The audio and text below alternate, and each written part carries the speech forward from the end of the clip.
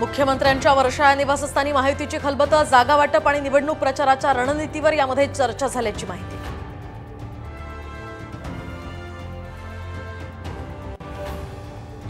अकलूजमध्ये महाविकास आघाडीचा मेळावा, हर्षवर्धन पाटील यामध्ये उपस्थित राहण्याची शक्यता, तर इंदापुरातील कार्यकर्ते बारामतीमध्ये शरद पवारांची भेट घेणार।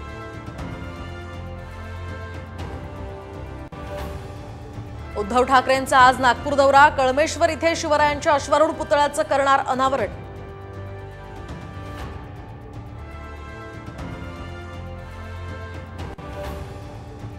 पुणे मेट्रोचं पंतप्रधान मोदींच्या हस्ते ऑनलाईन लोकार्पण, तर 11,240 कोटींच्या विविध विकास कामांचंही करणार उद्घाटन।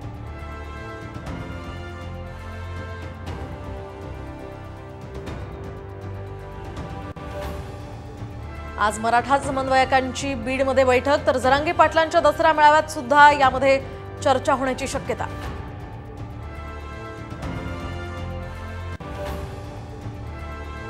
तर आज लोकलच्या तिन्ही मार्गांवर मेगा ब्लॉक, मध्य रेल्वेवर माटुंगा ते मुलुंड दरम्यान, तर हार्बर मार्गावर कुर्ला ते वाशी दरम्यान वाहतूक बंद राहणार।